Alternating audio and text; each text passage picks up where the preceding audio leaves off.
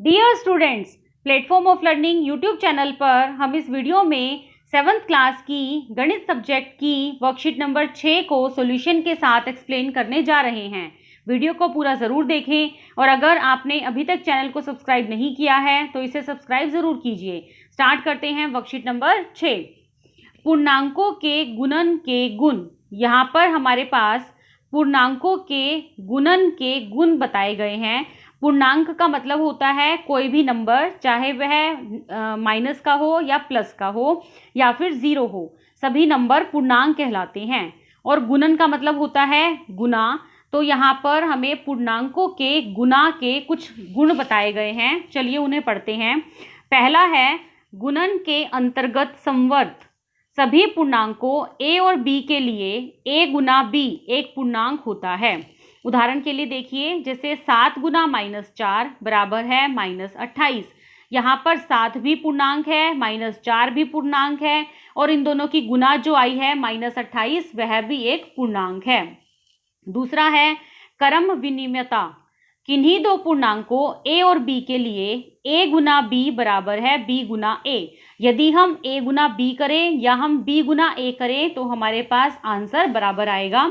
उदाहरण के लिए देखिए, जैसे 3 गुना -4 बराबर है -12 और यदि हम -4 गुना 3 करें तब भी हमें आंसर कितना मिलेगा, -12।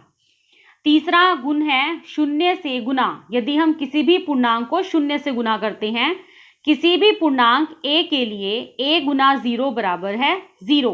उदाहरण के लिए, यदि हमने पूर्णांक लिया है -7 को हम 0 से गुना करें तो हमें मिलेगा 0। अगला है गुणात्मक तत्समक। तत्समक का मतलब होता है 1। यदि हम किसी भी पूर्णांक a के लिए a गुना 1 करें या फिर 1 गुना a करें तो हमें आंसर कितना मिलेगा, a, मतलब वही नंबर। जैसे उदाहरण देखिए, -8 गुना 1 बराबर है 1 गुना -8 बराबर है -8। किसी भी तरह से गुना कीजिए आप 1 को, आपको हर हाल में वही नंबर प्राप्त होगा। अगला नियम है साहचर्यता। किन्हीं 3 पूर्णांकों के लिए साहचर्यता जो गुण है वह हमारा 3 पूर्णांकों पर आधारित है। इसमें हम 3 पूर्णांक पर काम करेंगे, a, b और c। देखिए, a Guna b Guna c बराबर है a Guna b Guna c। यदि हम पहले 2 पूर्णांकों को गुना करें उसके बाद तीसरे से गुना करें, या हम पहले दूसरे और तीसरे को गुना करें उसके बाद हम a पूर्णांक से गुना करें तो हर हाल में हमारा आंसर बराबर आएगा। जैसे उदाहरण देखिए, 5 गुना 2 गुना 3 बराबर है 5 गुना 2 गुना 3। पहले इन दोनों को गुना किया गया है और इसमें पहले इन दोनों को गुना किया गया है, तो भी दोनों केस में आंसर हमें कितना मिलता है, 30। तो इसे हम कहते हैं गुणन का साहचर्यता गुण। अगला है वितरण गुण। इसमें भी हम 3 पूर्णांक लेते हैं, जैसे a गुना a, b और c। हमने 3 पूर्णांक ले लिए। वितरण गुण में आप याद रखिए कि प्लस का साइन होता है। a गुना b जमा c बराबर है a गुना b जमा a गुना c। देखिए, जैसे उदाहरण के लिए 5 गुना 3 जमा 2, पहले 5 को 3 से गुना कीजिए फिर 5 को 2 से गुना कीजिए। 5 गुना 3 जमा 5 गुना 2 बराबर है 25।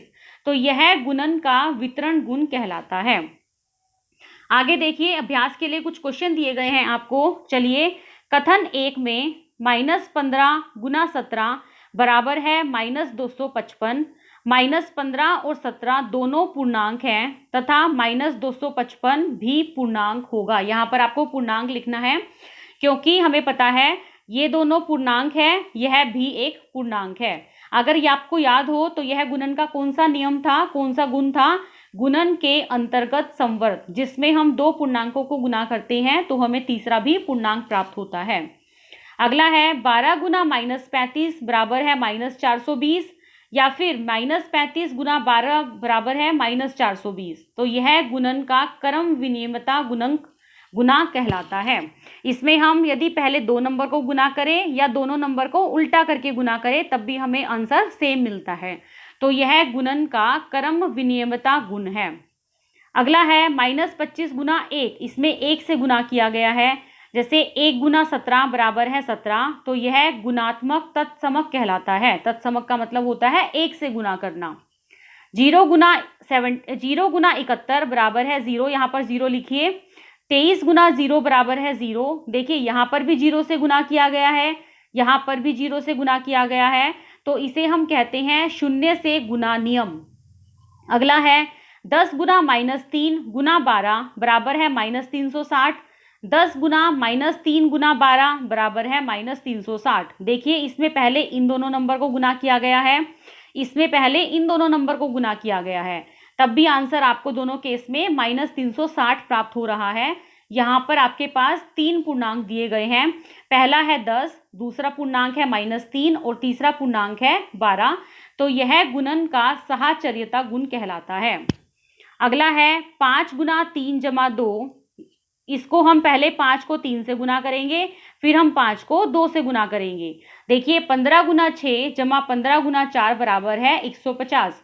इसमें भी आपके पास 3 पूर्णांक दिए गए हैं, पहला पूर्णांक 5 है, फिर 3 है, फिर 2 है, साथ में जमा का निशान भी है। तो यह गुणन का वितरण गुण कहलाता है। आगे देखिए क्वेश्चन नंबर 2, नीचे दिए गए प्रश्नों को सत्य बनाने के लिए रिक्त स्थान को एक पूर्णांक द्वारा भरिए। पहला पार्ट देखिए इसका, -4 गुना डैश बराबर है 48।